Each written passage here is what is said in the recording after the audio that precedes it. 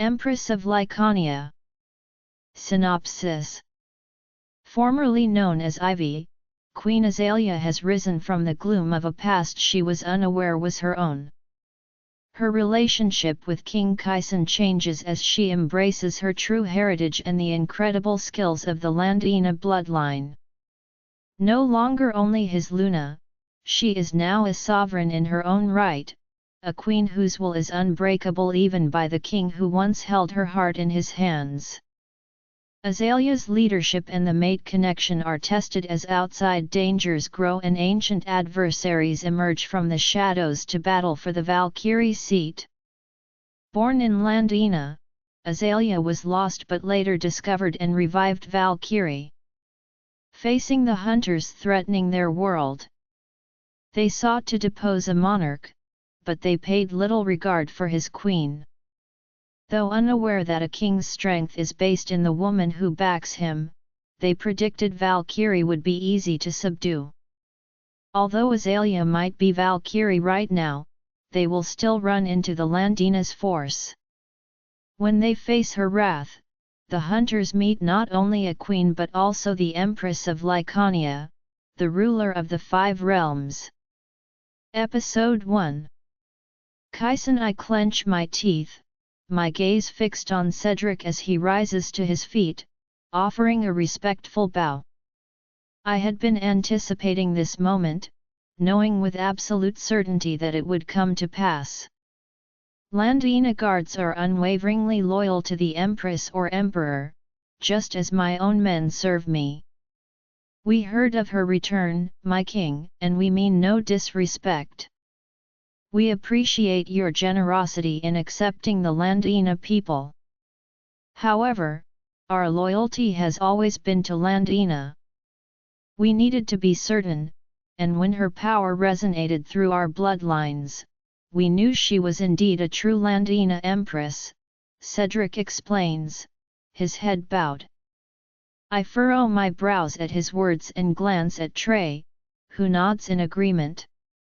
It makes me wonder about the history between Cedric and Trey, their connection shrouded in mystery. Keep her guardian close, my king.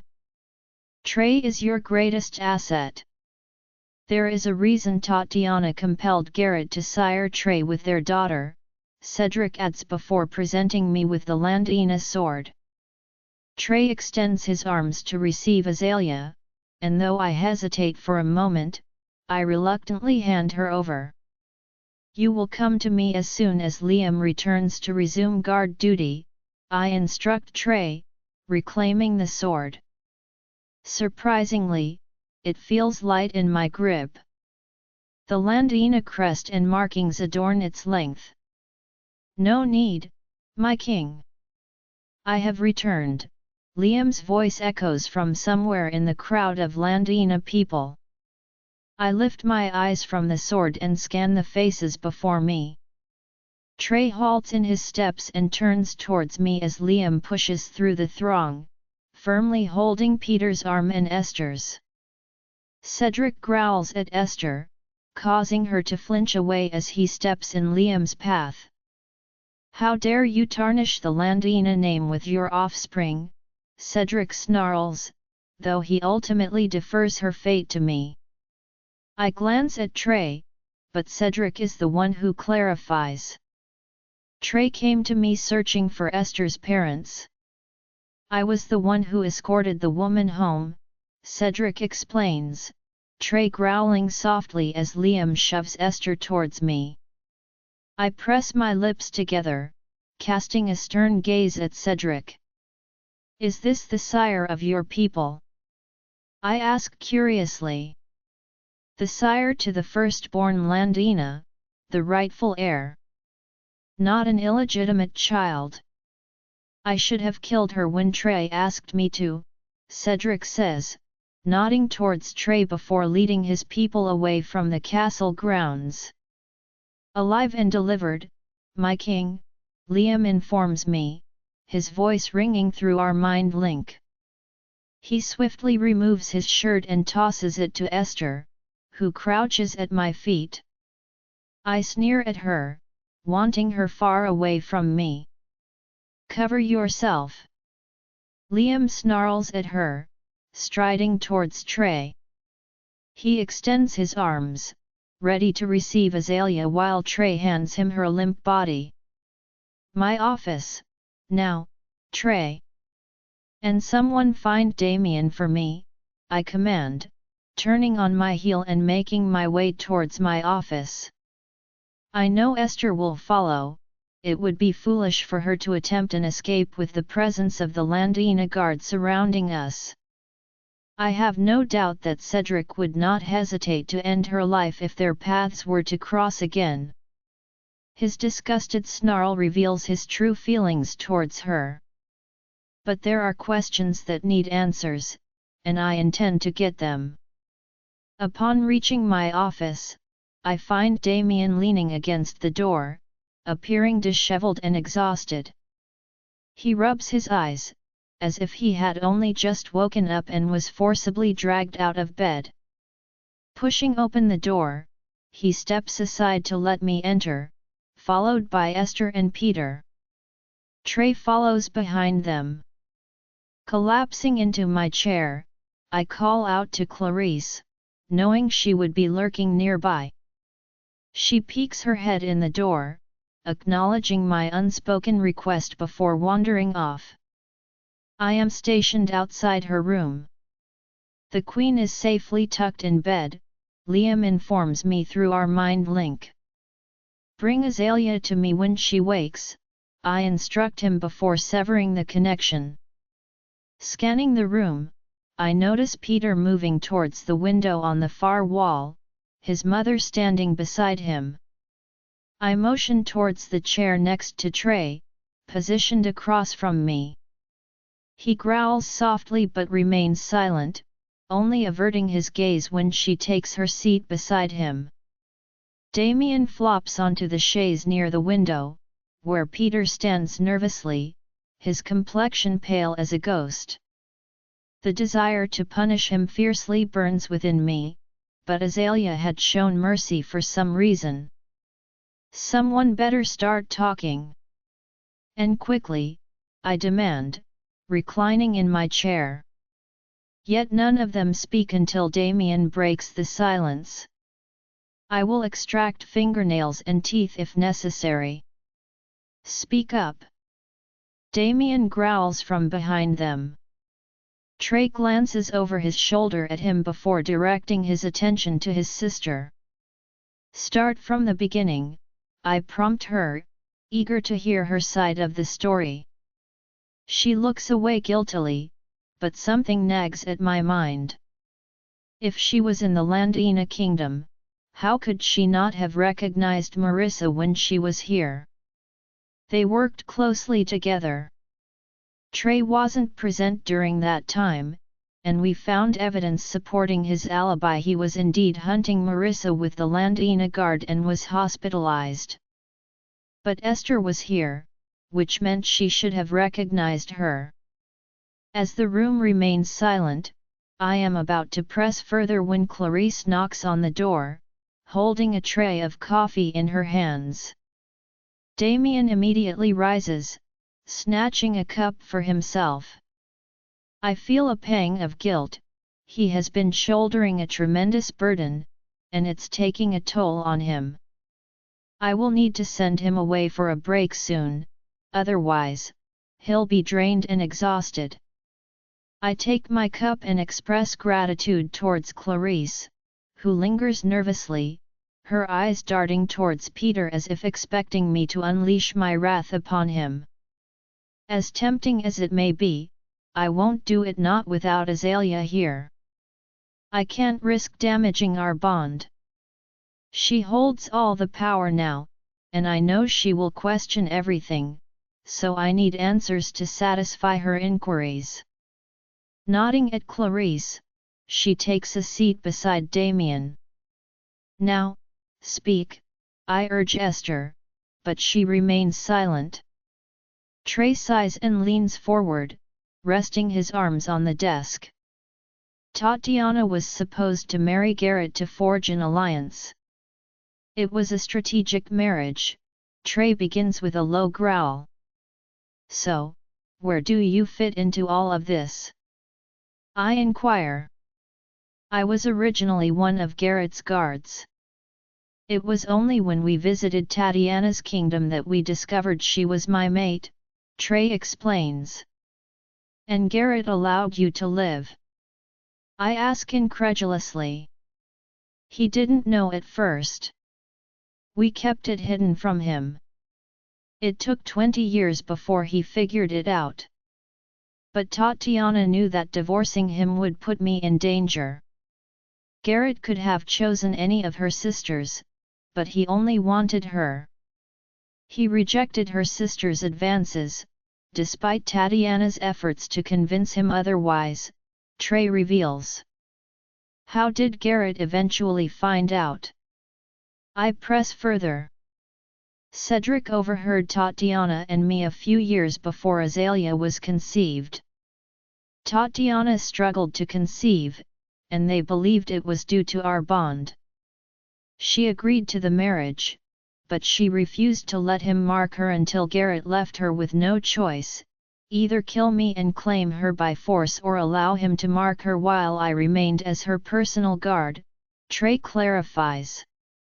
There shouldn't have been a bond once she was married and marked, I interject, to which Trey sighs. Wrong. Azure and Landina are blessed by the moon. They can still recognize their mates even after being marked by another. She never stopped loving me, and I never stopped loving her. They could choose to reject their mates, but Tatiana couldn't go through with it. We believed rejecting me would sever the bond on her end, not mine, and possibly kill me, Trey explains. But Garrett killed his human mate for her. I state, seeking confirmation. Trey nods, but Esther interrupts. No, he didn't, Esther interjects softly. You are not his mate, Trey growls at her. I'm well aware of that. But she didn't die. Garrett turned her, Esther retorts. No. Tatiana would have known, Trey insists, his gaze fixed on his sister as they exchange heated words. She knew.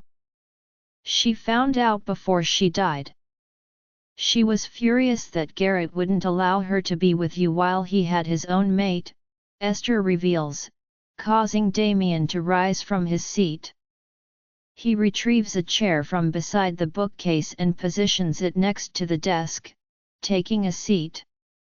Garrett killed his mate.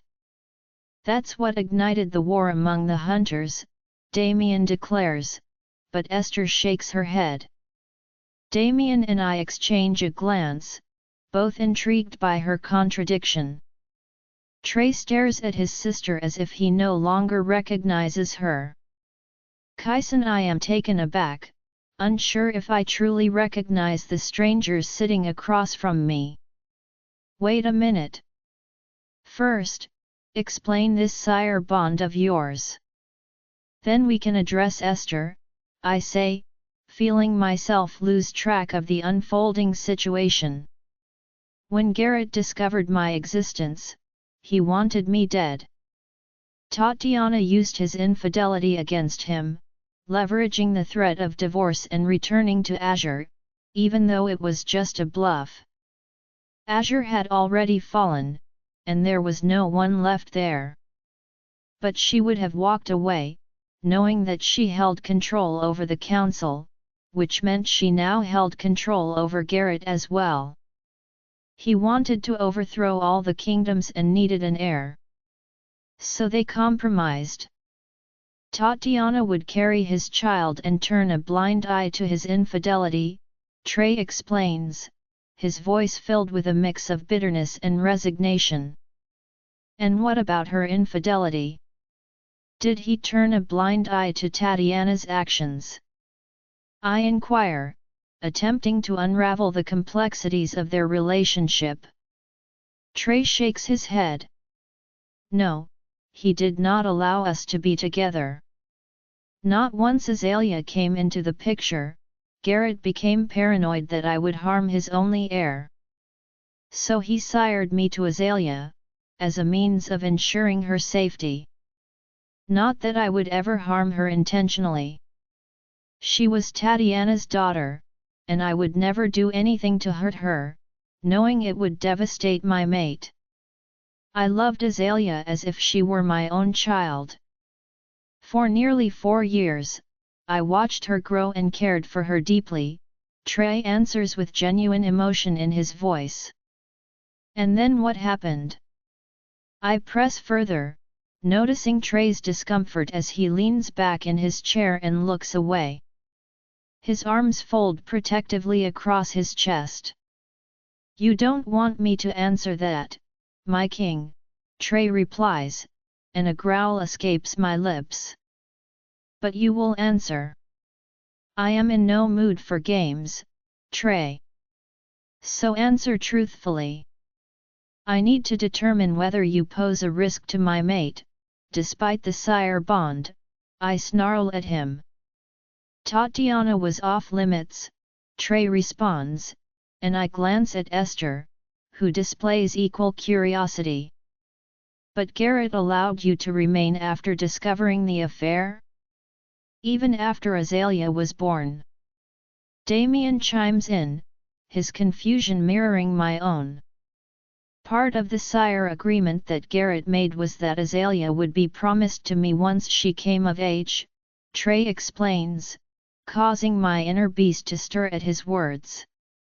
The desk suddenly soars towards the ceiling, narrowly missing Trey as he moves aside just in time.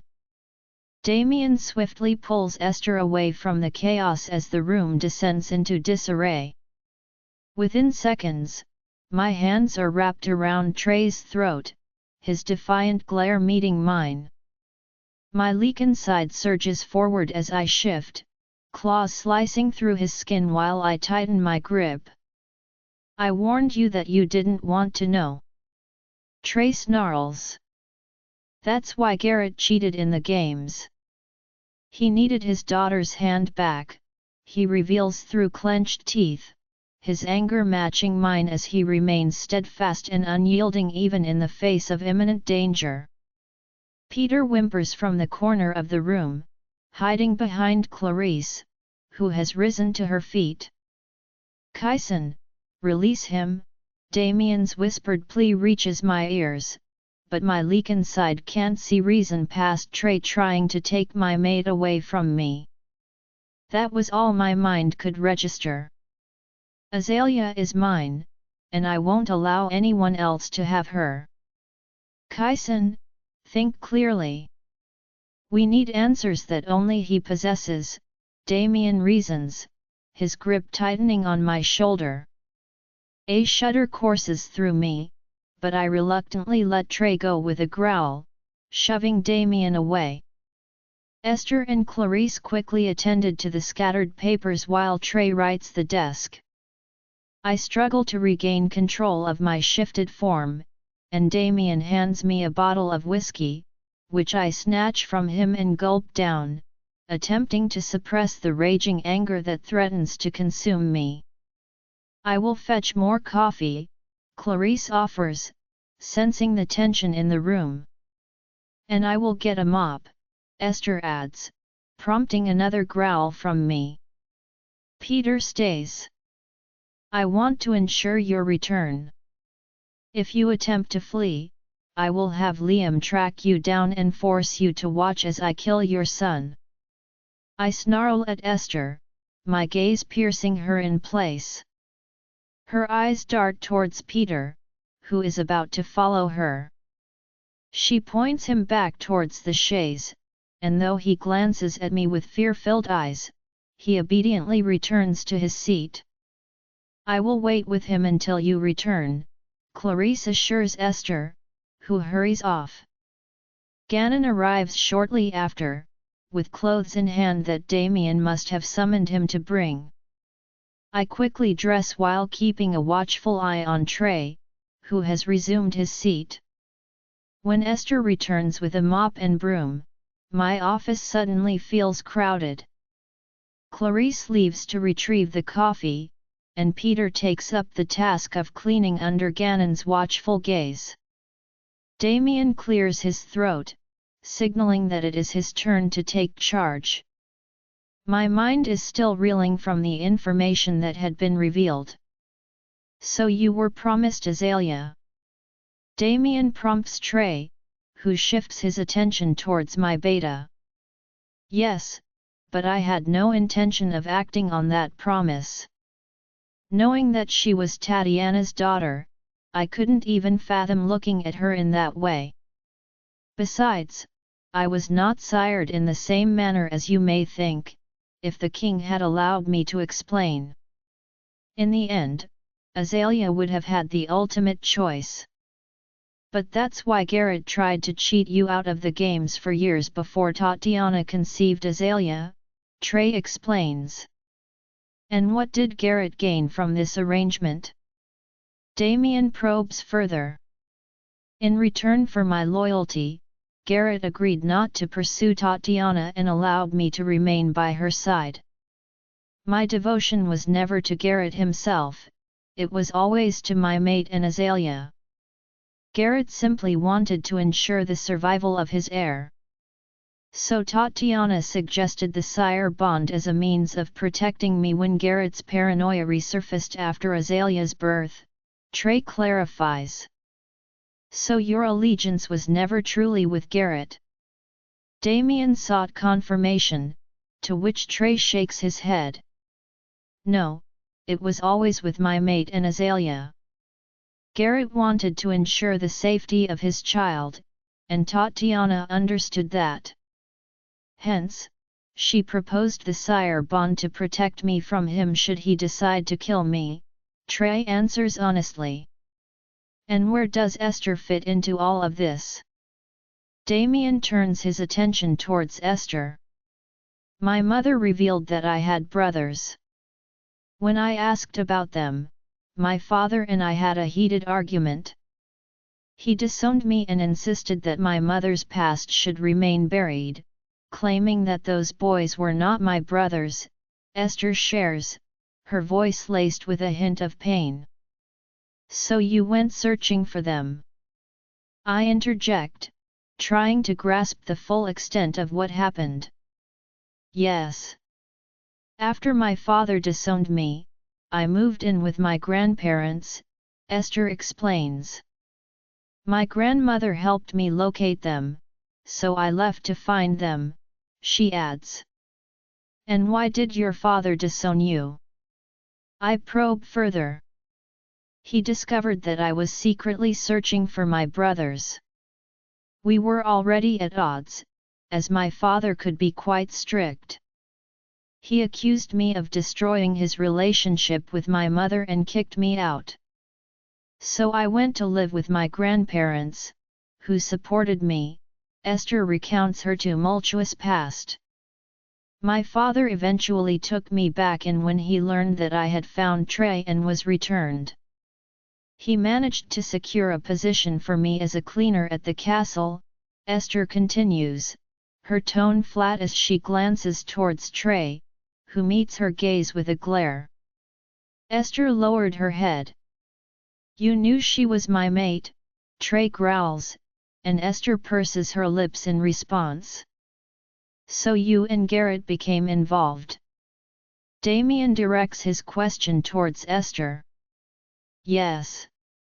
I left when Ivy was almost 4 after Tatiana discovered that I had been sleeping with her husband. I had been serving as one of his personal servants, Esther confesses. How did Tatiana find out it was you?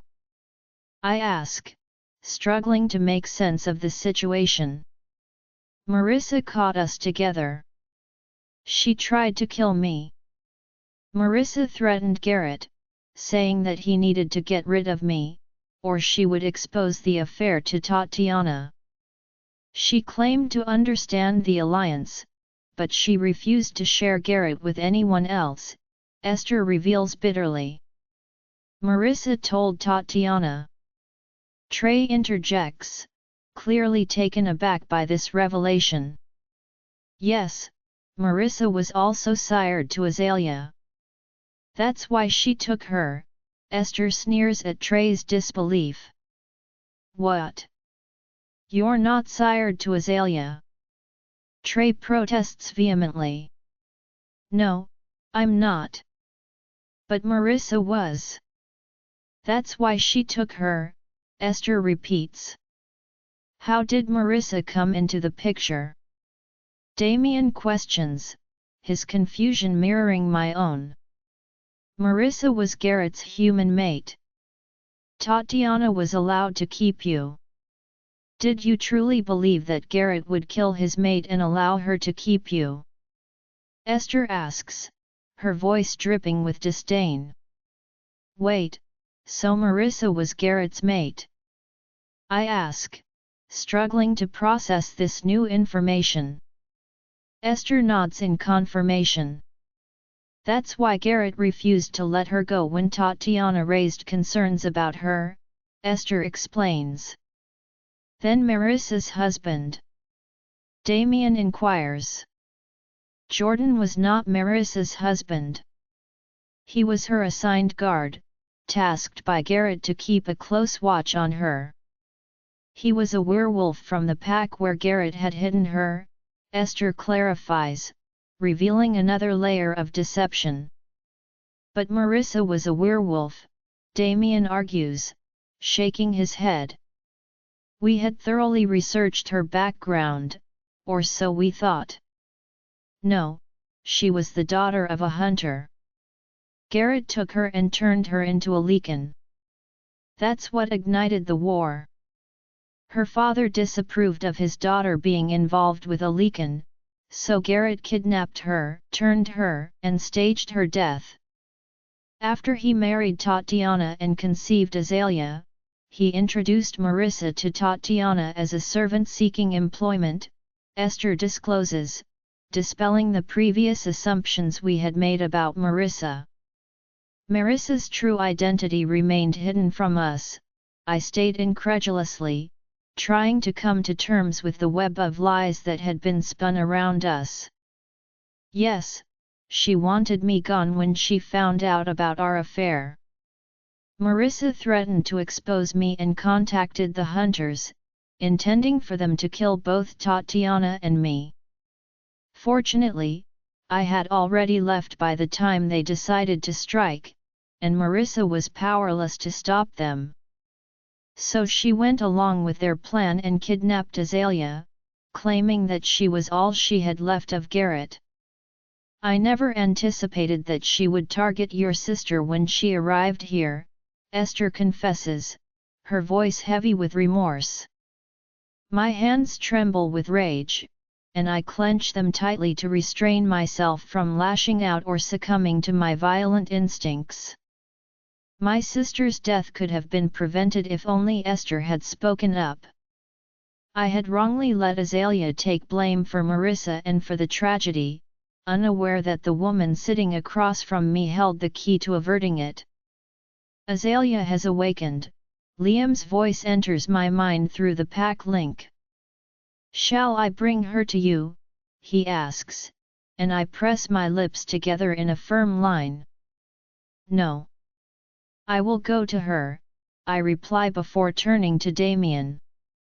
As he is awake, I inform him, and he nods in understanding. So, what do we do now?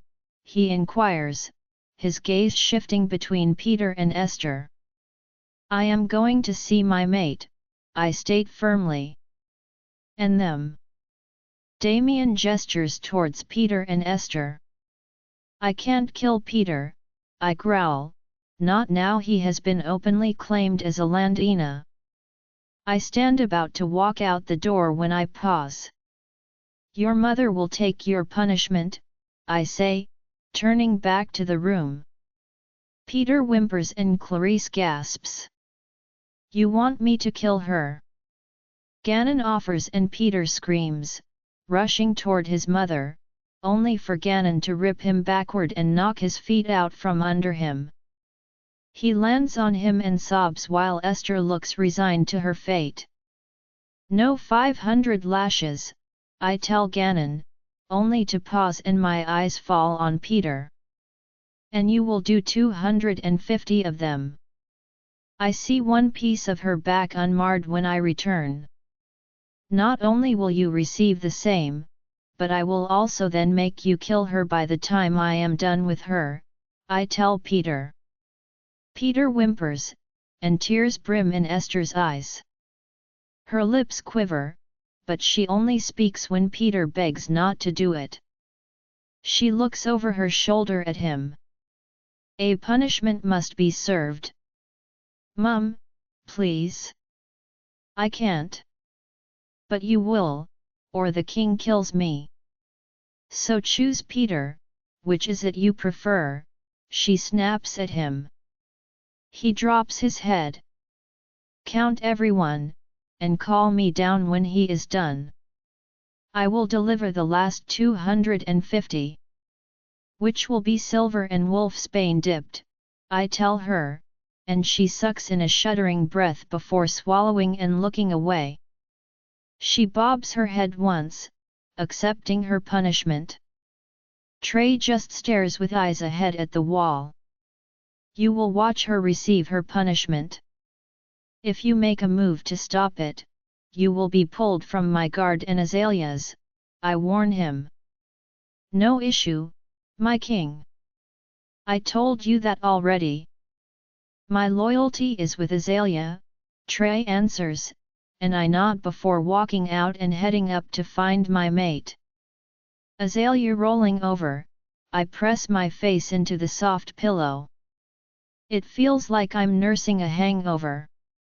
My head pounds, everything appears too bright, and my brain sluggishly processes the events from earlier that are slowly coming back to me. An odd sensation makes my skin prickle with goosebumps. My queen, I sense you are awake, a stranger's voice announces inside my head. Don't be alarmed. My name is Cedric. I am part of the Lycan Guard and I was your father's beta. I have been waiting for you to wake, his calming voice reassures me. How do I use this mind link? I wonder with a sigh while trying to figure out how to operate this newfound mind link. You are using it, my queen, Cedric chuckles. You can hear me. Yes, and know that your powers have awakened. You should be able to reach all of us, command all of us and find all of us through this link. You'll get the hang of it. I remember hearing you even when I passed out. You revoked your pledge to my mate, I remind him. The tingling sensation as their tethers linked to me is still fresh in my memory. We were and always will belong to the Lycan kingdom. Lycan is our home. You are home for your people, my queen. And the guards, they all agree. I question him, unsure about this new tether. Yes. All 71 of your guards will fight, kill, and die for you. I don't want anyone dying for me. But we will and you'll understand soon enough, he assures me patiently. Your powers are awake now, you just need to learn how to use them. So feel free to call on Trey or me or any of us anytime. We are your people, and you are ours. You have no idea how happy I am to know the bloodline lives on, and what a bloodline. I can't wait to see you at full strength. See what you can do. I ponder over his words for a second when the door opens. Liam steps in. My guard is here. I need to go find my mate, I say to Cedric as Liam halts, scrutinizing me. Very well, my queen. We're posted around the castle. Call on me through here if you need me. Wait. How do I call you through here? Just think of my voice. You'll figure it out. Trey will show you. Stick close to Trey. Trust no one, my queen, not until you know for sure they can be trusted. Landina has many enemies. So I shouldn't trust you. No. But I will earn it. But I assure you, we can be trusted. We didn't just pledge to you, my queen. Your father assures your safety, us guards are personally picked and set aside for you. We were given no ties, just a command when we pledged. We didn't just pledge, we tied our lives to you. Not only that, but we all thought Trey was mad when he said you survived. He kept insisting we look for you. We did for years. I don't understand. He is your sire, and we figured he had it wrong. We even convinced him of it after a few years. Trey insists that you are alive because he is, Cedric tells me before cutting the link. My brows furrow in confusion. The king is on his way, Liam tells me, and I nod, swinging my legs over the side of the bed. Who are you talking to? Liam asks curiously, and I startle. You knew I was talking to someone. Yes. Your eyes turned white, he says. Cedric, I answer, and he nods. Where is Kyson? I ask Liam. He bites his lip before sighing. He's organizing the punishment for Esther and Peter. Punishment? Yes. Punishment, Kyson says behind him, making me jump, having not heard him. I look over at him to see him standing just inside the door. Leave us, Kyson says, strolling over to me, and Liam quickly does as he is told. He closes the door behind him. You challenge me. You were going to kill him. He's a boy, I tell him, because I can't bring myself to say he's my brother, not yet. What punishment did you give him? Not the one I want, but I kept my word. I won't kill him. And Esther? Alive? I let out a breath. I don't like the woman, but I don't believe she deserves death for sleeping with my father. Just like I don't believe Peter deserves death even after everything he did. What else? What else? Kyson echoes, coming to sit beside me on the edge of the bed. He pulls me across his lap, turning me to face him, so my legs straddle his waist. We're finding out some information about your family. I'm sure that Trey will fill you in more. And since I've commanded him, you'll have to listen as well. However, Esther is being quite forthcoming with information. And you commanded her? I ask, and he nods. Yes, of course. She didn't resist it, so I know she's telling the truth, or at least her version of it. But I need to ask. Ask what? Do you remember Marissa ever shifting? He questions, his voice filled with a mix of curiosity and concern. My brows crease in thought as I try to recall any such memory, but those memories are like wisps of smoke, grainy and fragmented. No, I don't think so, I reply, my words trailing off as the past pulls me back into its grip. That night remains vivid in my mind, etched into my very being. The night I witnessed them murder her. We had been running for hours, our hearts pounding in our chests when they surrounded us. We had stumbled into another pack's territory by then, unaware of the danger we were stepping into.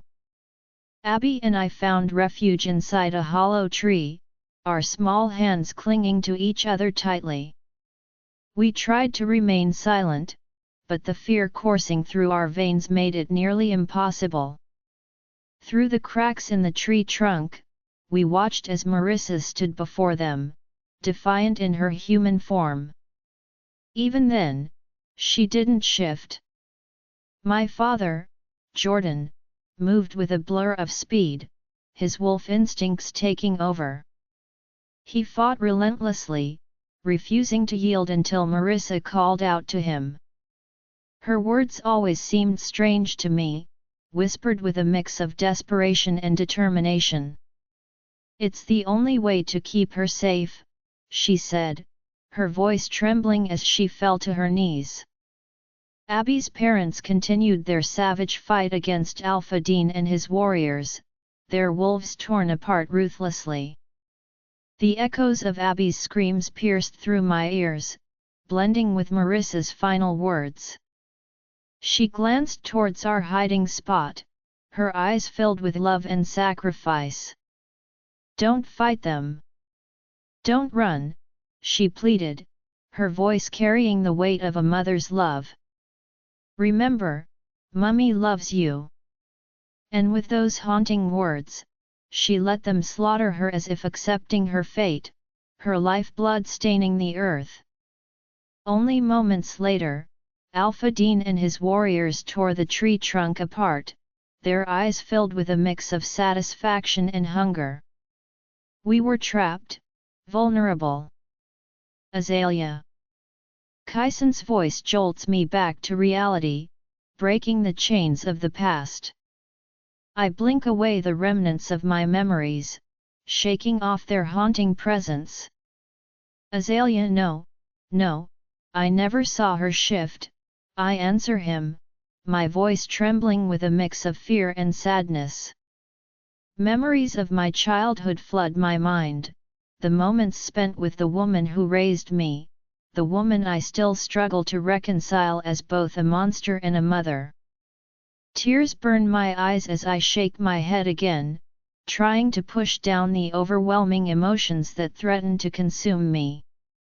A lump forms in my throat, making it difficult to swallow. How can I still love the person who is responsible for my real mother's death? Perhaps it's because I've always seen her as a mother, someone who loved and cared for me. Or maybe it's because she overshadowed any memories I had of my true family, making it difficult to differentiate between the two. Kaisen's voice breaks through my thoughts, his concern evident as he calls my name. It's only then that I realize I'm shaking uncontrollably. His hands slide up my arms, a gentle touch meant to soothe me. My whole body trembles, but I allow myself to lean into his presence, finding solace in the familiar sound of his calling as it washes over me, calming my frayed nerves. "Why do you ask?" I murmur, my voice barely above a whisper. Deep down, I know that he must have a reason for bringing up these painful memories. "Esther told us that Marissa was your father's mate and a Lycan, just like Trey was your mother's," Kaisen says, his words hitting me like a sudden gust of wind. Confusion swirls within me, making it hard to make sense of everything that has been revealed. "What?" I manage to utter, feeling overwhelmed by this newfound knowledge. The world of titles and bloodlines and kingdoms is still so foreign to me. I was never taught how to navigate this realm or understand its rules, yet now I'm expected to bear the weight of it all. I know nothing of this world, or any world for that matter. Mate bonds and alliances are concepts that elude my understanding. And the thought of watching from the sidelines as my mate is with someone else, it's almost unbearable. How would that affect my soul? My heart? To have 4 broken souls and 4 broken hearts, all forced to witness each other's attempts at finding happiness with another. The torment of such a bond is unimaginable. There is so much to figure out, but for now, I need to focus on the punishment that has been bestowed upon Peter and Esther. What punishment did you give my brother? I force the word out, bitterness coating my tongue. 500 lashes, Kyson answers, his words landing like a heavy blow. My eyes widen in shock, and his grip tightens on my arms. Not Peter, he quickly clarifies, sensing my panic. Let me explain. My heart pounds in my chest as I nod, desperate to understand the reasoning behind this brutal punishment. Esther knew who Marissa was and could have prevented my sister's death. She needs to be punished for that, Kyson explains, his voice filled with a mix of anger and frustration. But Peter can't heal. He hasn't shifted yet, I interject, a pang of worry coursing through me. It's clear to me that there's no way he could survive such a merciless beating. Esther will receive the lashes. And Peter will administer half of them. The other half, I will, Kyson states matter-of-factly. I shake my head in disbelief. How can he expect Peter to whip his own mother? It sounds barbaric and cruel. Kyson growls at me when he notices my glare. You won't let me kill him, and I can't without breaking the law. You will go along with this, Azalea. You don't have to like the ruling, but you will stand by it. Or I will kill Esther. If you don't want me to kill them, you will agree, he snaps, his frustration palpable.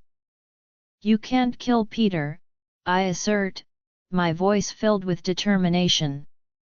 No, by law I can't. But that won't stop me from breaking that law if you disagree. So either you agree to their punishment or, Kyson's voice trails off, leaving the threat hanging in the air. I growl in defiance, refusing to let him harm Peter. He's just a child, caught in the crossfire of this complicated situation. He killed our baby. Kyson's voice rises, his pain and anger intertwining. And Esther could have prevented my sister's death. They need to be punished. And if you won't let me kill them, then this is it. What they did is punishable by death. And I will not be seen as weak because my mate is too soft, he growls. Soft?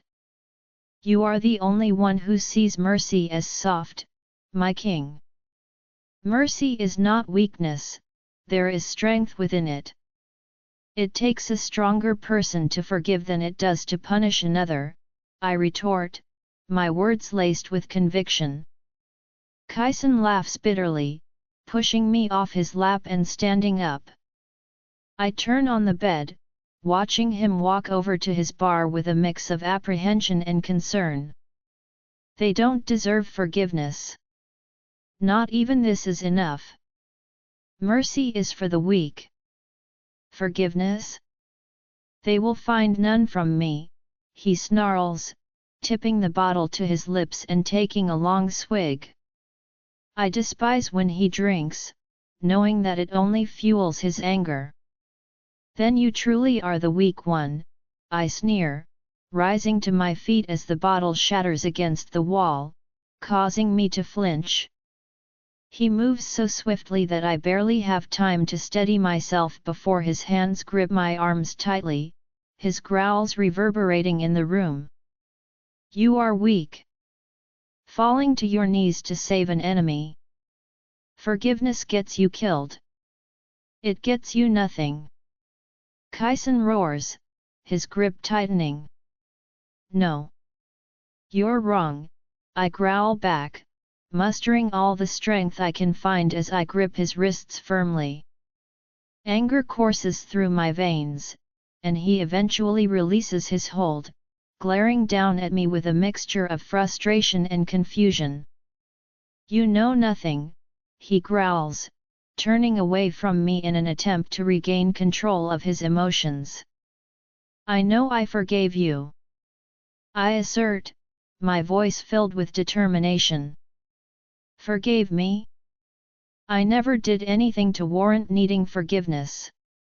Kaisen protests, his voice laced with incredulity. No? You nearly killed me when you destroyed our bond. I spit out, the pain of that betrayal still fresh in my mind. Yet I forgave you for it.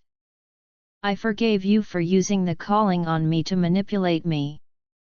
I forgave your punishments, no matter how misguided they were. I forgave you. So if that makes me weak, then what does it make you for accepting it? My words hang in the air, a challenge directed at him.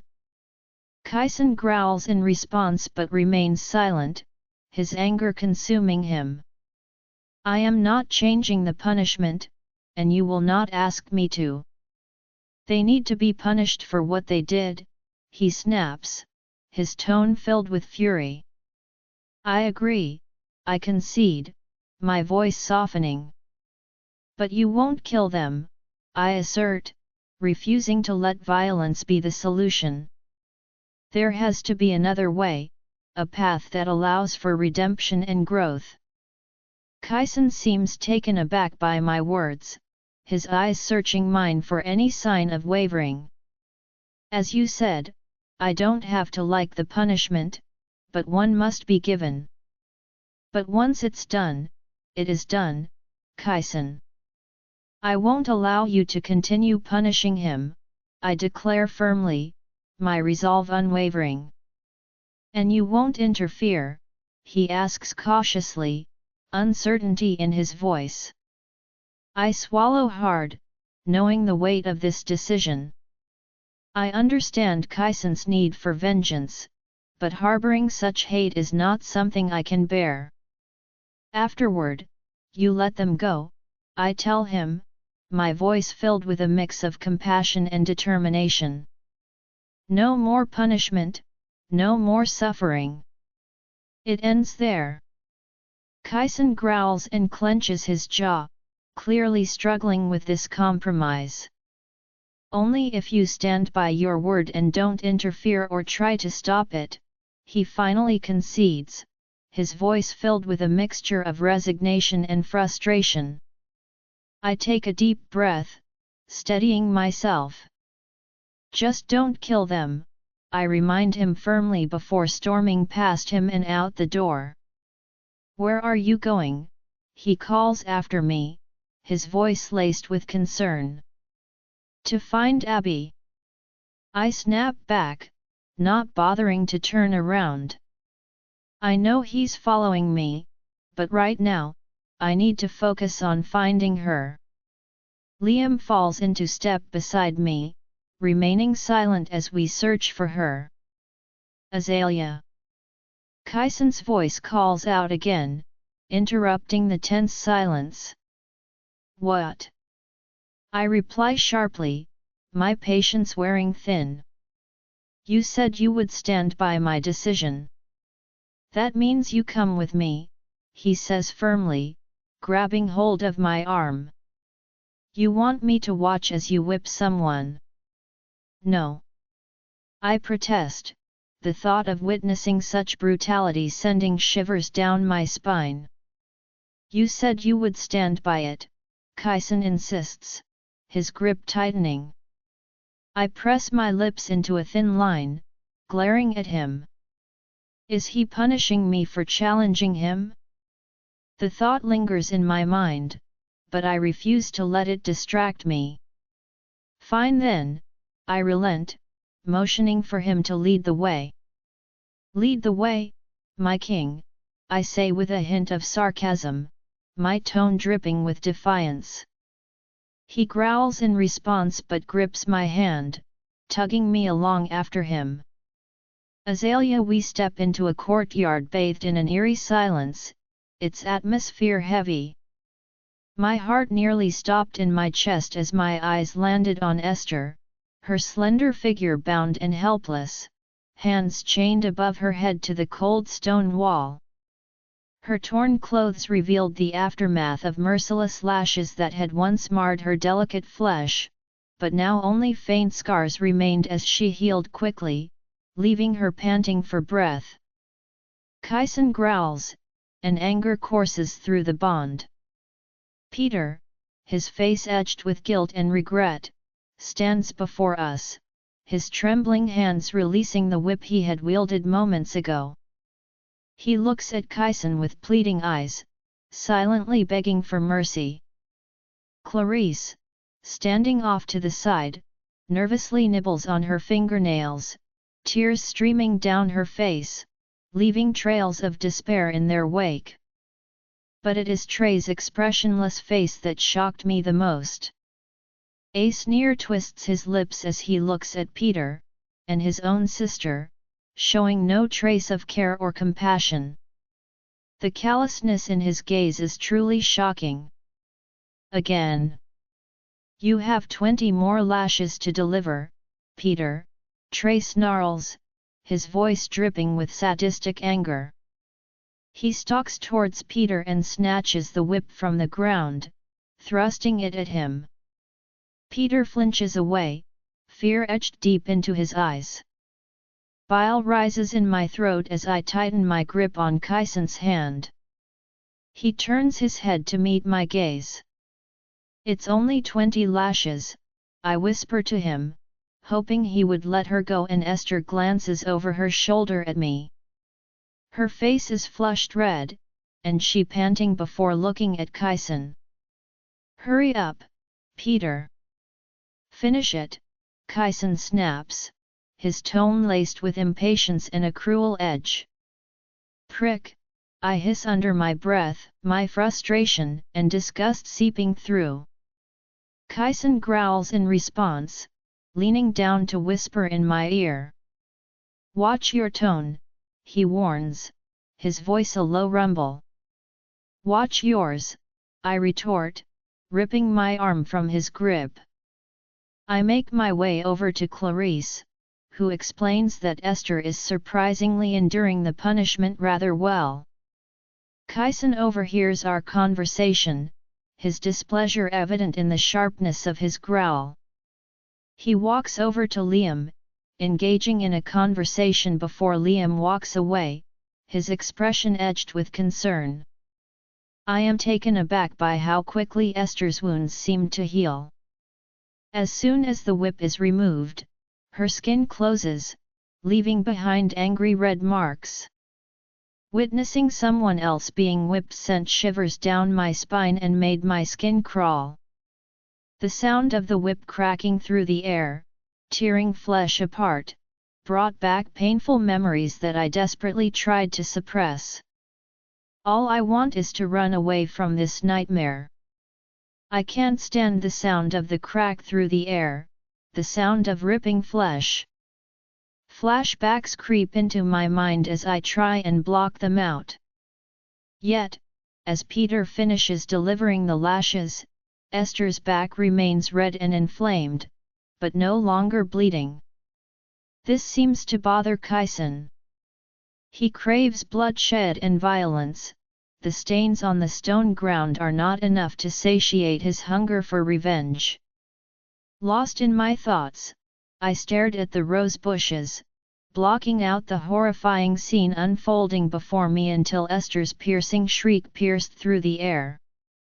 My attention snaps back to reality as Liam enters with a bucket, its pungent scent of wolfsbane assaulting my senses. Clarice whimpers beside me, her fear palpable. I straighten up, my body tensing. Kyson! I hiss urgently. He growls in response, his face contorted with anger. This is excessive, even for him. Horror washes over me as I watched him dip the whip into the bucket, my heart lodged in my throat. Tears well up in my eyes as he pulls it out, the cracking sound filling the air, splattering droplets everywhere. Esther's agonized scream reverberates through my core. That single scream transports me back to a dark place, a place I never thought I would be trapped in again. The flashbacks assault my mind, threatening to drown me. I despise Kaisen at that moment, despise the monster he is becoming before my eyes. Peter's blood-curdling scream echoes through the courtyard, sending shivers down my spine and causing my ears to ring. I twist to look around, my stomach lurching as its contents spill out onto the ground, sending a searing pain into my tender knife wood. Kaisen, however, pays no attention to my sickness, consumed by his own rage, unfazed by Esther's screams or Peter's desperate pleas. Kaisen's rage blinds him to his surroundings. Even as Esther hangs limply in her chains after countless lashes, he doesn't stop. I find myself trapped in the darkest recesses of my mind, a place I thought I had escaped forever. But this time, it is Kaisen's actions that hold me captive there until Clarissa's piercing cry echoes through the chaos. Her hands grip me tighter and Peter's reverberating screams make goosebumps rise. My ears ring loudly, ripping me out of my own head. Peter lays crumpled on the ground, and Kaisen stands over him, whip still in hand. Esther struggles to lift her head, her voice barely a whisper. "Leave him," she breathes, her words filled with desperation. But she can't move, her strength drained from her battered body.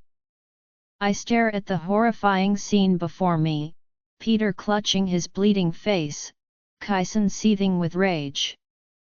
And then, Trey clenching his jaw and looking away, a silent admission of his disagreement with Kaisen's actions.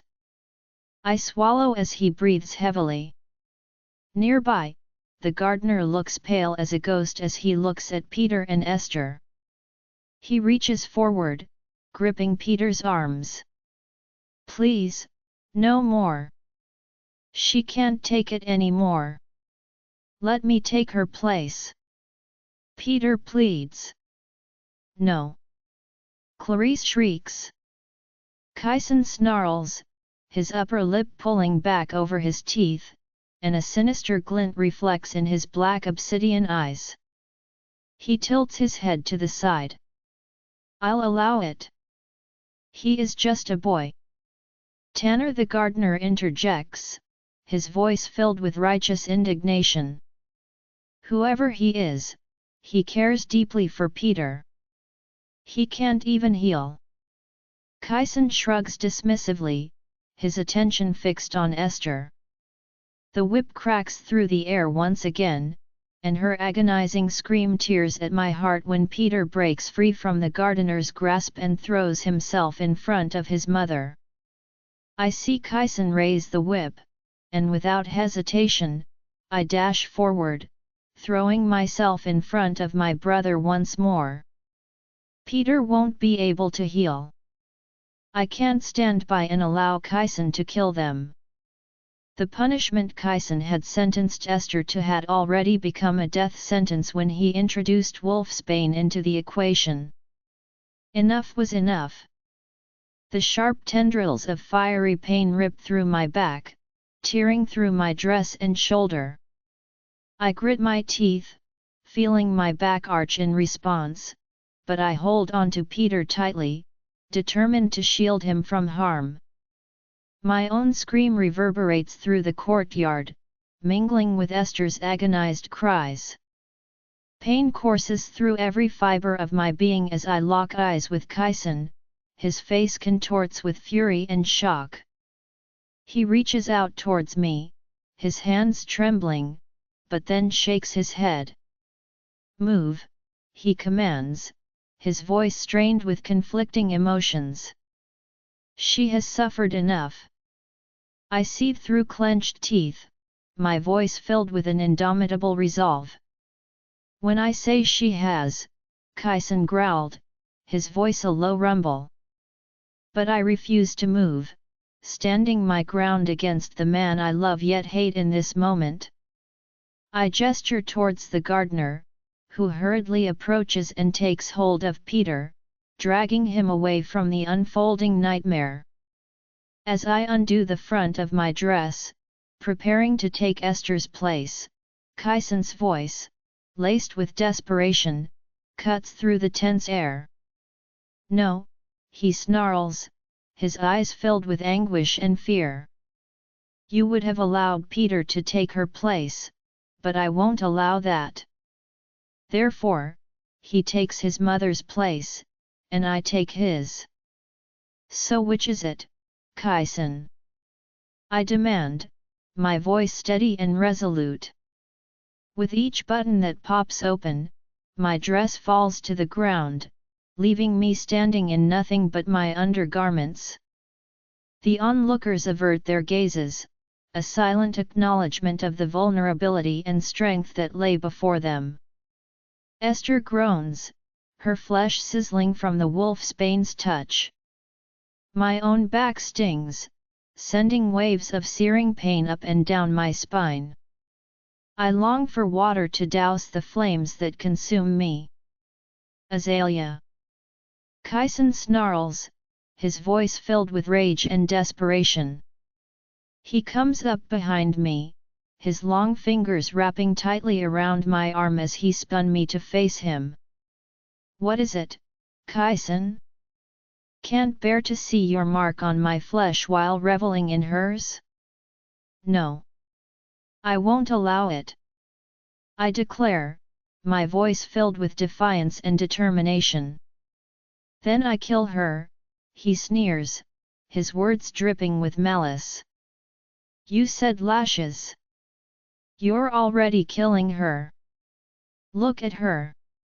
I scream furiously, my words laced with a mix of anger and despair. He seems taken aback, finally looking at Esther's ravaged back, the blood pooling at her feet. "Enough," I repeat firmly.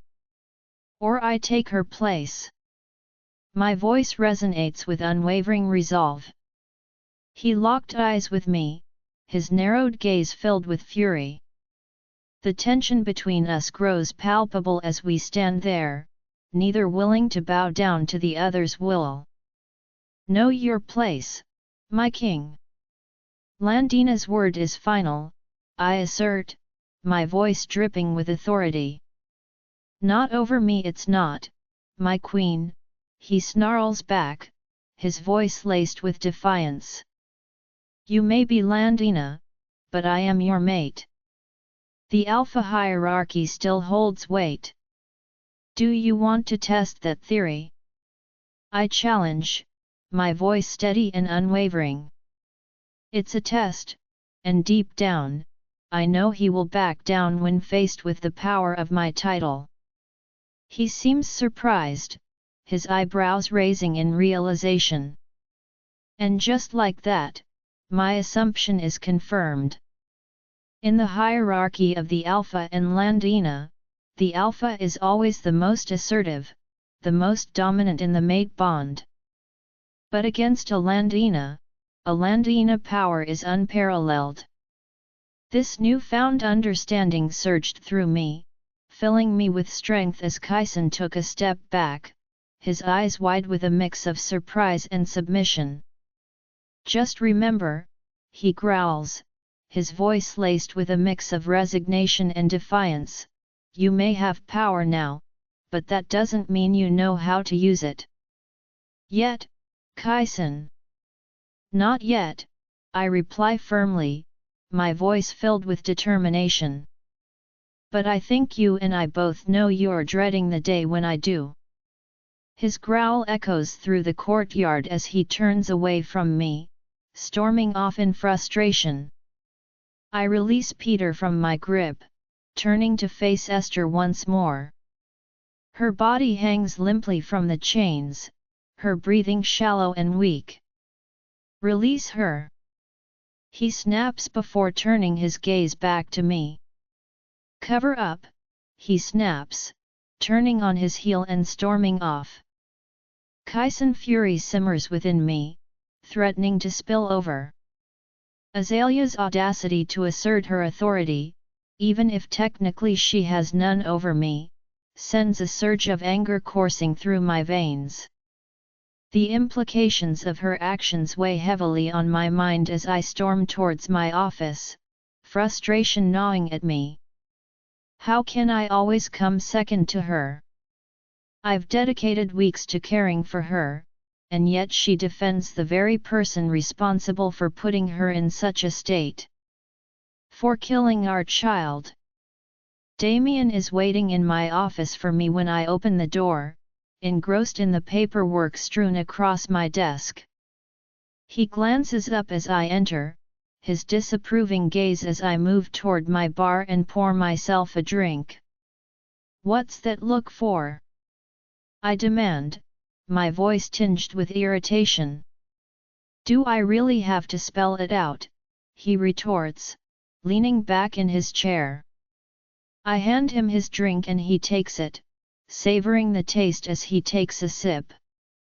"Azalea," he ventures, and a growl escapes my throat. My Lycan side ripples beneath my skin, still restless from the recent shift. "Don't!"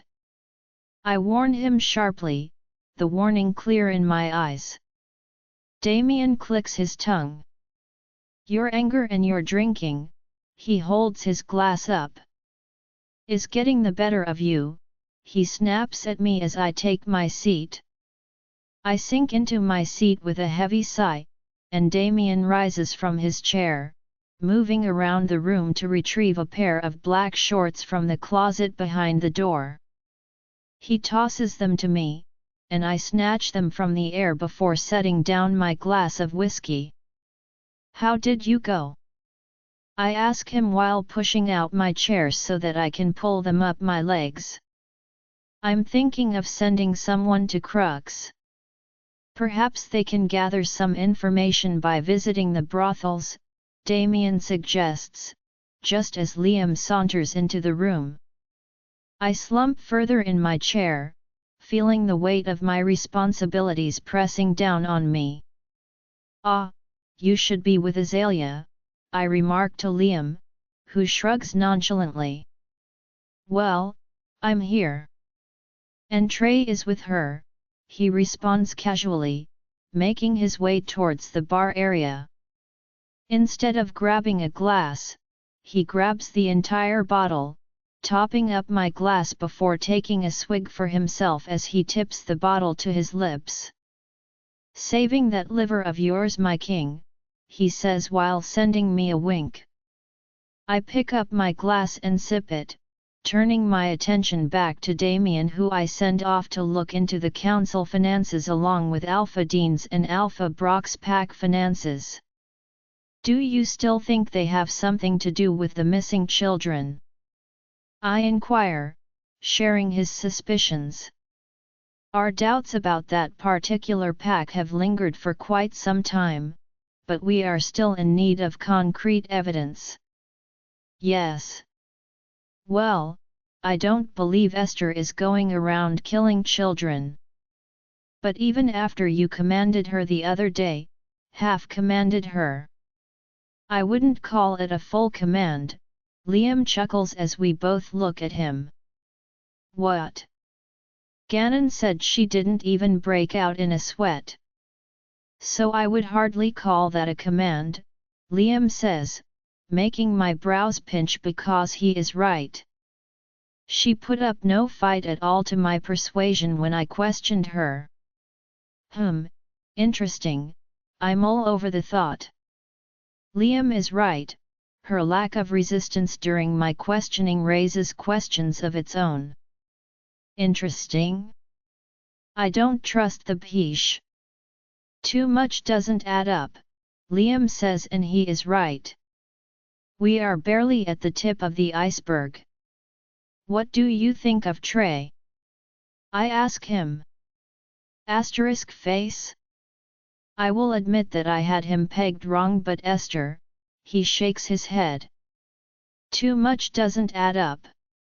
And did you see Trey's reaction when he learned about Marissa? That was a genuine surprise, he wasn't aware.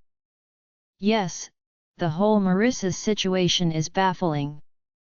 Why didn't she come forward? It defies logic. If Peter is Landina, she would know that we would protect him. So why the secrecy? Damien questions, shrugging his shoulders.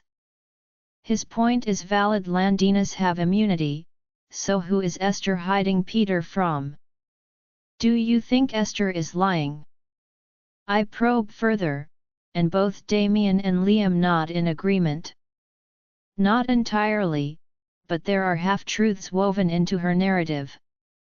Marissa had been working here for years and hadn't made a move against Claire. She started in the gardens with Tanner before moving to the castle, yet she still had ample opportunity to strike at the kingdom. So why did it take her 2 years to act, Kyson? That's what I find strange, Liam points out, his words resonating with me. You're right, I concede. That does sound suspicious. Make sure someone is constantly with Esther and Peter, keeping them off castle grounds and under guard until we can resolve this situation. And what about Crux? Can I send a few men to investigate these places? Damien inquires, picking up a piece of paper from the pile. Deluxe Night and Midnight Tricks Gentlemen's Club. Liam plucks the paper from Damien's hand. I volunteer myself, my king, he declares confidently. I'll test out the girls for surveillance purposes, don't worry. Surveillance, not a test run, Damien corrects him sternly. Scratch and sniff, taste and whiff whatever it is, I volunteer my time and pecker for the task, Liam declares as Damien shakes his head. The sacrifices I am willing to make for you, my king, he continues unabatedly. I've got this one handled. Dustin can come along, he ponders for a few minutes. Damien, you should come too. It could be a boys' night out, you might finally get lucky. It might help with that stick you have shoved up your ass. What do you say? Liam suggests, nudging Damien playfully. Damien growls in response. And what exactly is Dustin going to do at a brothel? Damien questions, his tone laced with frustration. He can handle the surveillance while I test out the girls. I give Damien a pointed look, silently urging him to accompany Liam to ensure no trouble arises. Liam has a knack for bringing women home with him, and Damien's presence would serve as a deterrent. Damien groans, running a hand over his face. Fine, he concedes with a defeated shake of his head. I need to find some appropriate attire for our outing, Liam exclaims excitedly before taking another swig from the bottle of whiskey. He lets out a loud burp. You'll have to drive though, he informs Damien, holding up the bottle. I've already had a few, don't tell the boss man, he whispers, though I raise an eyebrow at his comment, considering the boss man just watched him down his liquor. He's going to be the death of me, Damien laments, and I chuckle. That's Liam for you, I assure him, and he nods in agreement. Yeah, if he weren't so reliable and trustworthy, I'd kill him myself, Damien jokes as he stands up from his seat. I'll be back in 3 days, then will you be all right here? His words are more statement than question as I wave him off, telling him to go ahead. Damien needs a few days off, not that they're really taking time off, but it's good for him to leave the castle grounds for once. And Liam will force him to relax, which is why I don't protest his desire to accompany them. If you need me, just call, and I'll come back, Damien offers before making his way towards the door. I'll be fine, I just need to get Azalea in line, I reply, my words more determined than convincing. She's not a pet, Kaisen. And if you want her to listen to you, treat her as an equal, Damien retorts. I do treat her as an equal. I protest defensively. Only when it suits you. I heard about Esther and Peter. Yes, they deserved punishment, but dragging Azalea along and forcing her to witness it. Who were you really punishing, Kaisen? Peter or her? Because it seemed like both, Damien admonishes incredulously, shaking his head as he slips on his coat. She needs to understand how things work. She needs to learn to lead, I argue, my voice tinged with stubbornness. Yes, alongside you, but every time she tries, you shut her down or exploit her vulnerabilities. If you want her to learn to rule beside you, show her how and stop forcing her. She did what any woman in her position would have done, anyone who knows the pain of that whip. Azalea understands that pain, and yet you made her watch. Damien rebukes, his tone filled with frustration. They needed punishment, Damien, I insist stubbornly, but he shakes his head in dissent. You're never going to learn, Kaisen. If you want respect from her, then show some too. I'm sick and tired of, you know what? If you want to help while I'm gone, teach her how to uncommand Dustin and Ganon, so I can have a night off. Damien snaps before turning on his heel and walking out. I huff as the door clicks shut behind him. Deep down, I know he's right. In a way, I punished Azalea for not allowing me to exact my own form of justice. Shame washes over me as I realize the truth in Damien's words. My anger and jealousy have clouded my judgment and tainted my actions. Damien is right, if I want respect from Azalea, I must show her the same. I am sickened by my own behavior, my anger and jealousy have gotten the better of me.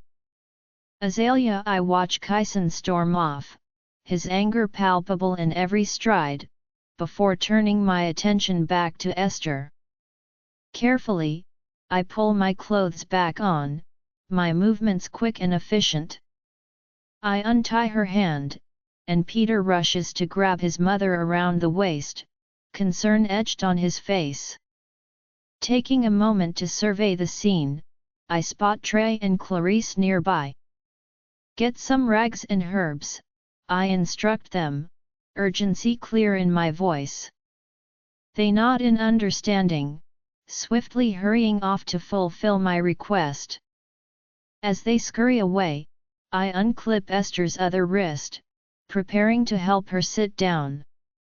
But before I can reach out to assist her, she slaps my hand away. Mom! She's trying to help. Peter's voice cuts through the tension, his frustration evident. I stare at Esther, stunned by her rejection. She has helped enough, she growls, her words laced with bitterness. I could have let him kill you. Would you prefer I did? My anger rises to meet hers, my words sharp and biting. She glares back at me, undeterred. I am the only thing standing between you and my mate, I assert fiercely. Esther laughs derisively, shaking her head in disbelief. You are exactly like your mother. A gutless whore who doesn't like a little competition, she spits at me with venom.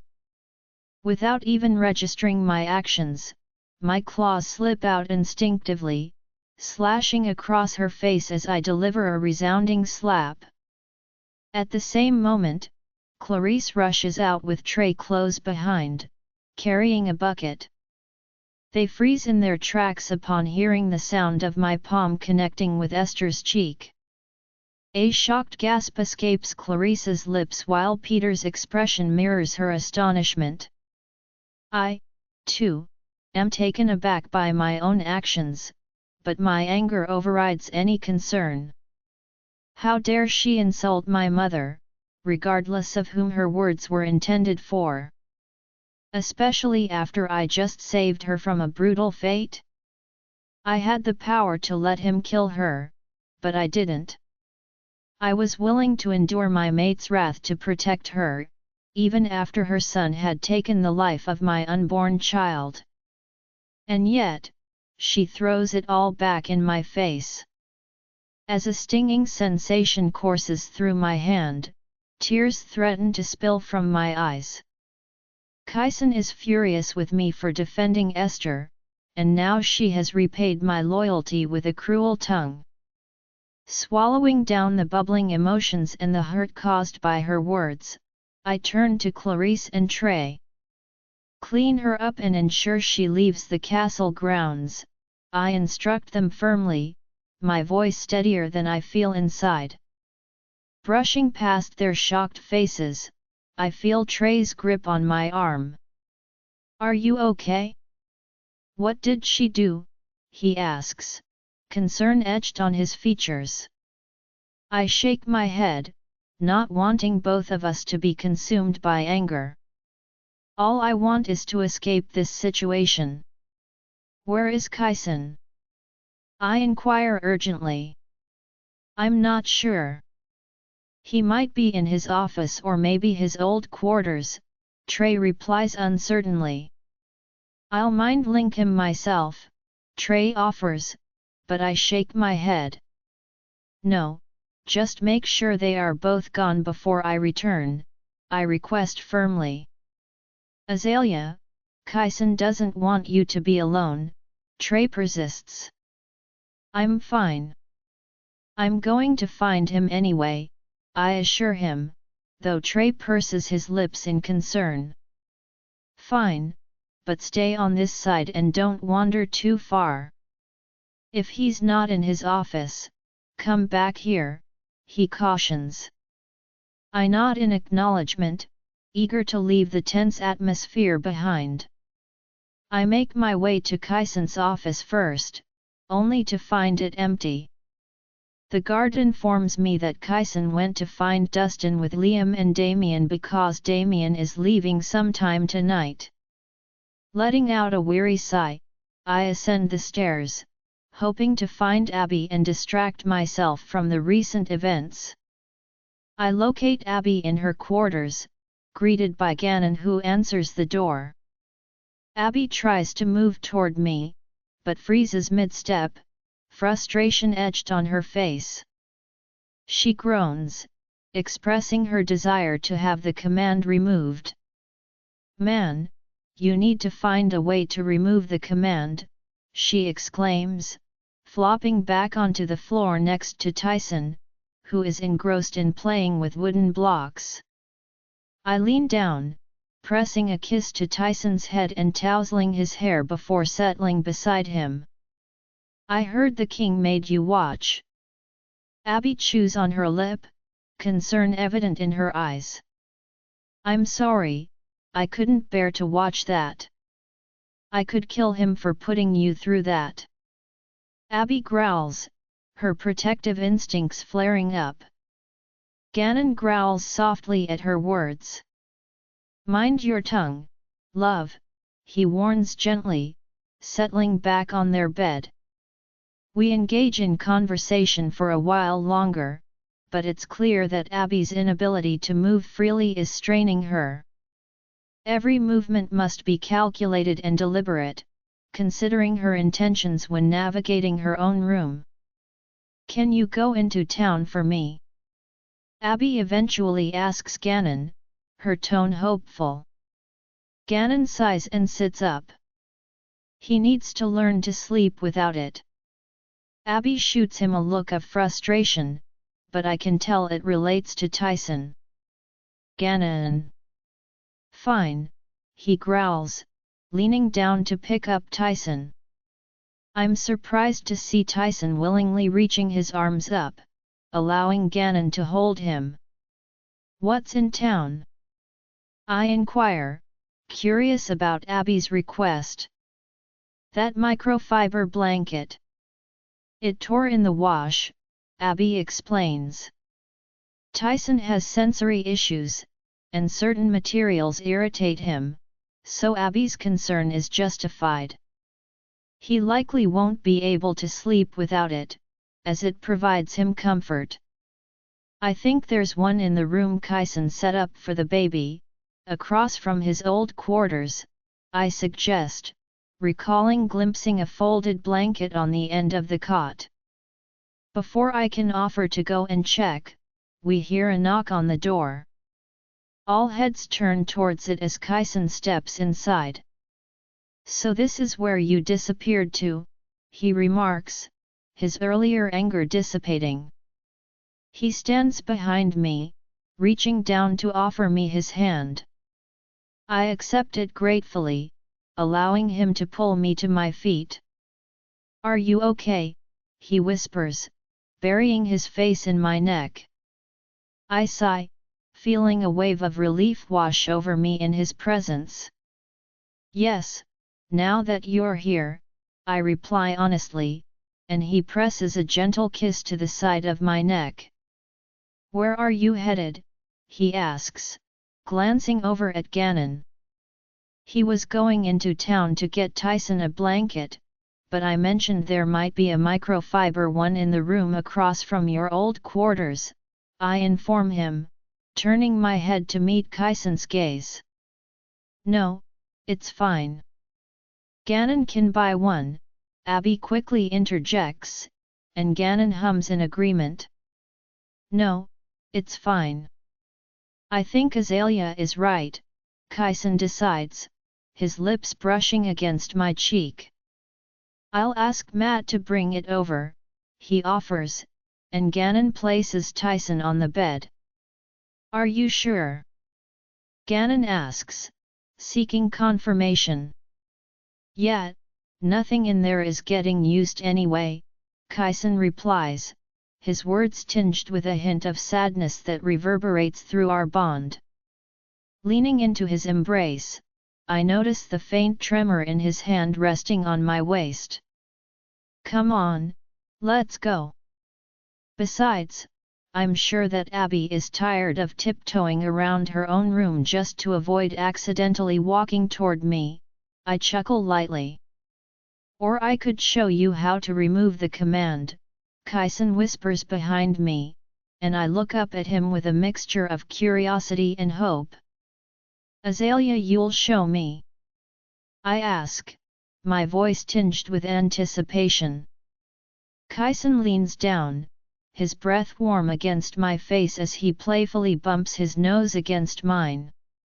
A surge of electricity courses through me, heightening my excitement. He brushes his lips against mine, a soft and gentle touch that sends shivers down my spine.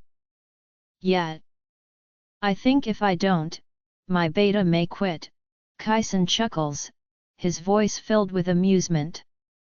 The corners of my mouth lift into a smile at his light-heartedness. "About time!" Abby exclaims, her voice brimming with excitement. I can't help but share in her enthusiasm. "I can only use it when I'm angry," I explain, nervously chewing on my lip. Kyson takes a seat, pulling me onto his lap on the floor. Abby settles herself across from us, her eyes fixed on the scene unfolding before her. "I can explain it to you, but I know you will hate it. However, I can also command you to drop it. That might be easier, and you'll feel the pressure behind it," Kyson offers, his voice filled with sincerity. My heart skips a beat at the thought of him commanding me. "If it works, I'll try anything." "I would like a proper hug," I chuckle, glancing at Abby with excitement dancing in my eyes. "And I would like to walk toward you without having to do the 1, 2 step, Ganon adds with a laugh. "So, it's similar to a command. A command where you add pressure and forcefully impose your will upon them, Kaisen explains, his words slipping out slowly and deliberately. Surprisingly, I find his aura less discomforting than expected as it rolls over me, perhaps because he didn't intend for it to be unsettling. To rescind the command, you pull it back into yourself. Reabsorb your aura and command. I feel him drop the command behind me, and my body, which had been unknowingly tense, relaxes. So, you can try it yourself, or if you prefer, I can attempt to command you to drop the command.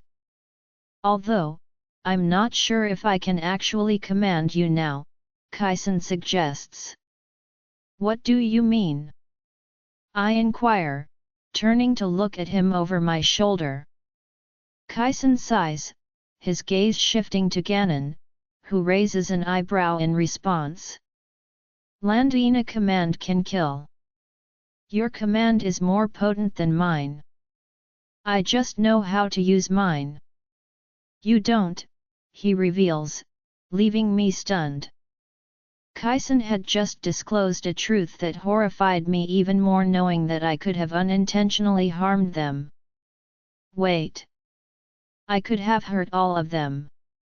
I stammer, sudden fear gripping me like a vice.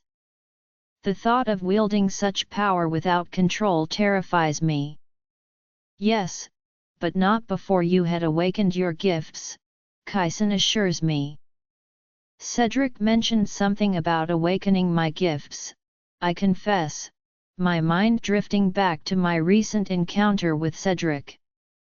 He was showing me how to use the mind link, I admit. Kaisen presses his lips together tightly, refraining from commenting on the matter. Here, feel for my aura. Push on it and force it back. If you can do that, you'll be able to uncommand them, Kaisen instructs, his voice gentle yet firm. Yeah, but I don't want to hurt you. You can control it, Azzy. How much force you put behind it is something you can feel. You will know when to stop or if I am resisting it, Kaisen says. I let out a breath because I needed to do this. It was getting annoying. We practiced several times, and eventually, I grasped the technique, successfully lifting the command without succumbing to anger. A surge of giddiness fills me as I realize the progress I've made, and Kaisen's arms tighten around my waist as I release Ganon from my command. With enough practice, you'll be able to do it through a mind link without needing to be physically present, Kaisen informs me. As Kaisen and I prepare to leave, a knock echoes through the room. A man hands Kaisen a blanket, but he shakes his head, gesturing towards Tyson, who eagerly reaches out for it. I move towards Tyson, pressing a tender kiss on his little head before embracing Abby. Her embrace is so tight that I worry she might crush me. More than my life, she whispers, her hands cradling my face as she kisses my cheek. Always, more than my life, I respond. Come see me tomorrow, or I can come to see you now, she laughs, and I nod, looking at Kaisen, who nodded his head to me before talking to Ganon about where Liam and Damien went. When he is done, we say goodbye before walking back toward our quarters. However, we take a shortcut through Kaisen's old quarters, and I notice the door to the room across from his is open. I catch a glimpse of baby items inside, toys, plus highs, and a cot. It resembles a toddler's room, and a pang of longing washes over me as I imagine what could have been. Kaisen growls in anger, searching for the guard responsible, but I quickly move to close the door before his frustration escalates. However, as my trembling hand clutches the door handle, my breath catches in my throat. Tears well up in my eyes as I gaze through the open door, taking in the sight of the baby's room. My hand trembles uncontrollably, overwhelmed by a flood of emotions. I find myself frozen, lost in a sea of thoughts and regrets. Sensing my distress, Kaisen's hand glides down my arm from behind as he presses his chest against my back. "I know, love," he whispers tenderly into my ear, his voice filled with understanding and empathy. "We could have had a room for our baby like this," I murmur, my voice quivering with sorrow. I ponder what our child would have looked like, his or her unique features and personality. A profound sadness envelopes me as I take in the toys and plus highs that will forever remain untouched. And one day we will, I promise. "When you're ready, we can try again," Kaisen vows softly, his grip on mine tightening as he pulls the door shut. My lip quivers, and I turn away from the closed door just as the guard appears, his wide eyes meeting Kaisen's gaze. "I'm sorry, I forgot," Kaisen dismisses him with a shake of his head, causing the guard to scurry away hastily. "It's not his fault," I interject, sensing Kaisen's lingering anger. "I'm sorry I made you witness Esther's lashings," Kaisen apologizes sincerely, lifting his gaze to meet mine. "Yeah, well, I may have slapped her and kicked her off castle grounds," I confess with a hint of defiance. Kaisen tilts his head, his curiosity piqued. "She said something." "It doesn't matter, but I don't want her back in the castle," I assert firmly. Kaisen growls softly, his protective instincts flaring. "I still don't want her dead, though," I add, my voice tinged with compassion. "Esther may have caused me pain, but I couldn't bring myself to wish more harm upon her. I couldn't ignore her suffering, even if her words were hurtful. As long as she stays away, I will find a way to move past it."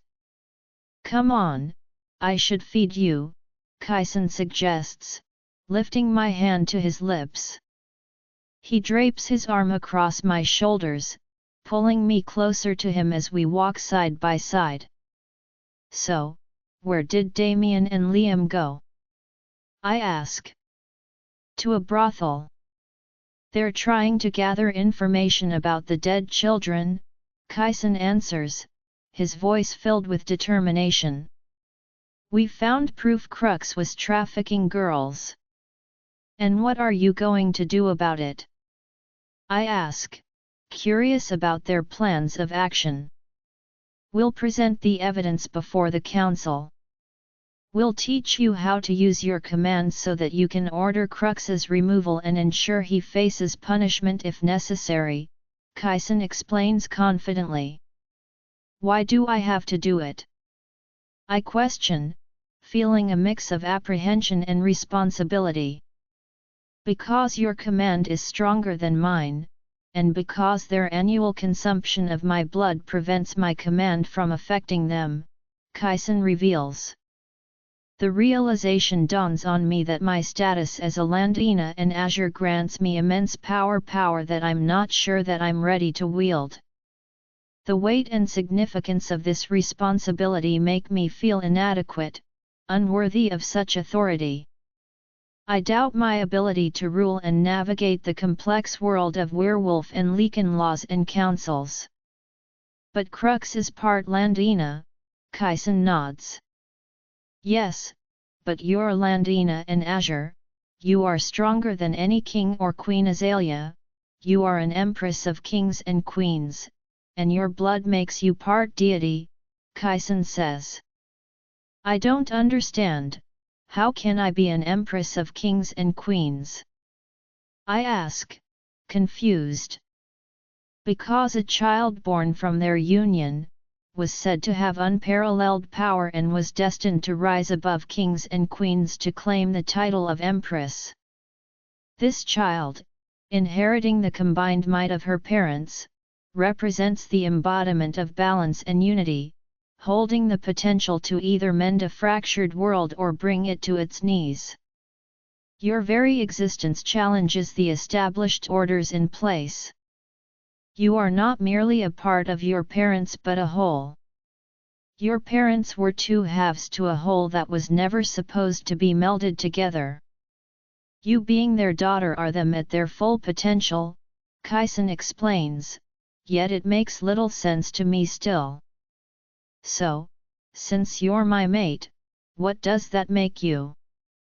I inquire playfully, hoping to lighten the mood. Screwed if you turn your command on me, Kyson responds with a laugh, leaning down to press a gentle kiss on my head. Damien 2 days later. 2 days had passed since our ill-fated visit to the gentlemen's club, and it had turned out to be nothing but a disappointing facade, a mere strip club with no trace of the rogue workers we were hoping to find. The dancers were all officially employed, none of them willing to venture outside the boundaries set by their contracts. Everything seemed legal and legit. Liam, can you please get out? I'm sure you can save your stories for later, I growl, exasperated by his presence. However, he remains unresponsive, yapping away like an incessant chihuahua. He had discovered a few rogue girls at the brothel, and now Kyson is insisting we investigate further. But all Liam can talk about is his own exploits with the girls who worked there. Emerging from the shower, I reach for a towel, only to have Liam snatch it off the hook beside the sink.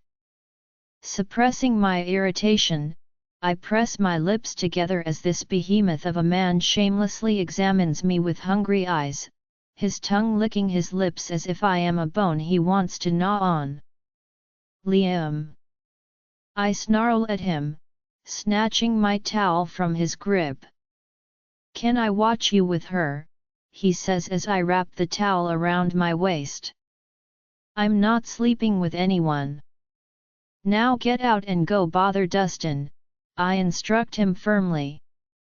No way, Damien loves it when you irritate him. It really gets him going, Dustin chimes in from the living room of the hotel suite. I growl under my breath, pushing past Liam and retreating into my own room.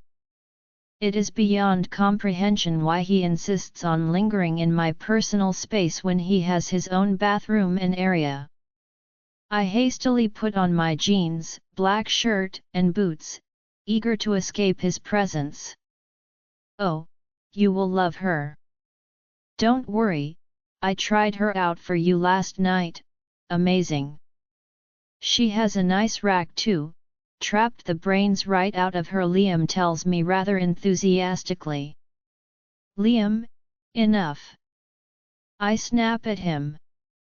We're here to work, not sleep with the victims, I remind him sternly, but he simply shrugs. You're all work and no play, but don't worry, Liam took care of you. I booked you a few hours with her. And man, can she suck? I thought she was going to suck. She's like a vacuum, he adds. You better not have booked me in for sloppy seconds. I retort sharply.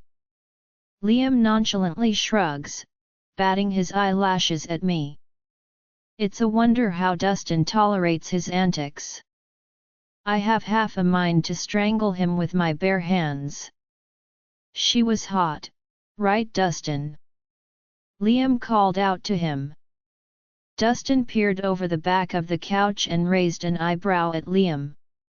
You do realize that I'm gay, right? 100% gay. As in, I only like men, Dustin clarified dryly. Liam clicked his tongue in response. That doesn't mean you can't appreciate how hot she is. Who knows, maybe I'll go for another round when you're done. I don't mind sloppy seconds. Besides, I stretched her out really good for you. She should be able to accommodate that weapon of yours easily. I wonder if she could handle both of us at once, Liam muses, a disturbingly thoughtful expression on his face. Disgusted, I shoot him a disdainful look. Liam has an uncanny knack for expressing himself in the most vulgar manner possible, devoid of any filter. Throughout the drive to our destination, Liam continues his relentless monologue about his latest escapades. It makes me wonder if he even realizes that she is a prostitute and that her affections are purely transactional. I highly doubt any of the girls genuinely enjoy their encounters with clients. I wonder if she'd be up for a threesome? Maybe even anal? She had the perfect peachy ass. I wanted to take a bite out of it, Liam rambles on, oblivious to my growing annoyance. I focus on the road, attempting to drown out his explicit fantasies. Liam squeals like a girl when we get there and is first out of the car. Oh, you can see the mark the first left on her, he exclaims animatedly, practically bouncing on the spot. Mark? You marked her, and you want me to trap her? I ask incredulously. No, I paid extra so I could carve a little L on the inside of her thigh. Who would have thought a beauty like her would be into knife play? It cost me a pretty penny, but now anyone who sleeps with her will see the scar and know that I was there first, Liam proudly proclaims. She works in a brothel, Liam. I highly doubt you were the first, I scoff, shaking my head in disbelief. Don't ruin the mood, I can't wait for you to meet her, Liam says, rushing ahead and opening the door. We enter the establishment, and Dustin nods, silently slipping out the back of the staff area while Liam walks over and sets his arm across the counter. Did this fool not realize that he only has to pay them, not pick them up? It's not a date. The feral growl that leaves me has the girl behind the counter jump when I learn that he had, in fact, booked me with this girl he used and abused the night before. Don't mind him, love. He's a little uptight. On another note, is she up for a threesome or just watching? He's a bit shy and needs me to hold his hand. You know how virgins are, Liam inquires casually, and I press my lips together tightly. A virgin? I've had more L encounters than Liam has had hot meals, I just don't need to pay for them. I am sorely tempted to strangle him with his own before we leave this place. The first floor resembles the gentleman's club I had visited the previous evening. However, behind a black curtain, I assume, lay the rooms where all the action took place. Glancing around, I took mental note of my surroundings. The woman in pink lingerie greets us and leads us upstairs, Liam leaning casually against the counter as if he were flirting with her. Little does he realize that all he needs to do is pay for her services, not engage in unnecessary small talk like he is trying to pick her up. An annoyed growl escapes me at his antics. I peek into the offices and move around the place silently while he distracts her. I nod to him, and he turns the girl away, chatting her up and pinning her against the wall while I sneak into a nearby room filled with filing cabinets and a computer. I quickly take some photos before mind-linking Dustin. Third floor, fourth door on your right, I tell him, and he hums through the mind link before answering.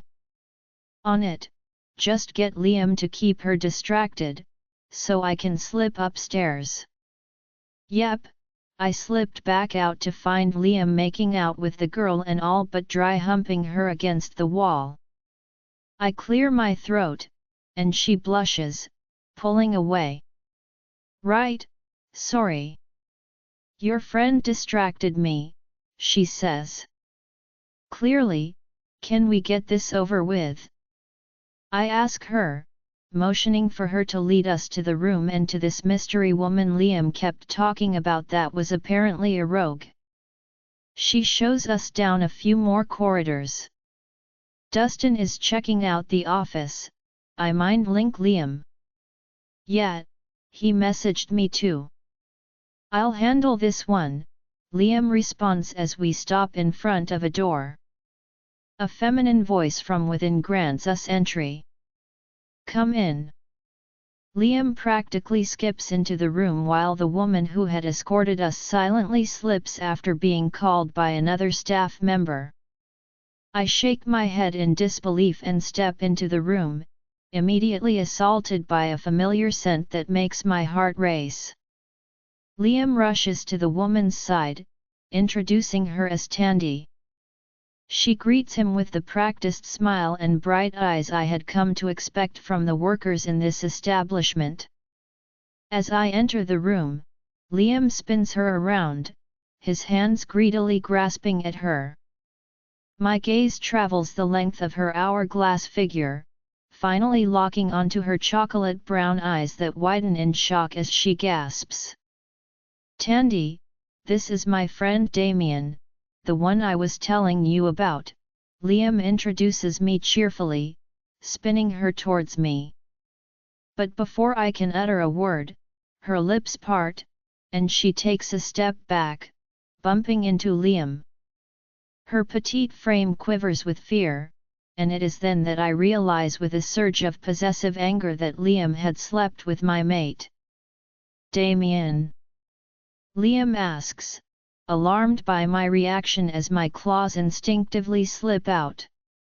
His gaze darts to my lethal appendages as I take a menacing step towards him. Mate! I growl, my voice dripping with fury. Liam lets out a terrified shriek as I lunge at him. It was Dustin. It was Dustin. He trapped her brains out, not me. Liam screams desperately as I crash into him, delivering a punch that sends him reeling. The woman in the room lets out a blood-curdling scream, her eyes wide with terror. Join our Facebook and WhatsApp group for more updates, link is given in description. Rest audiobook will be continued in next episode.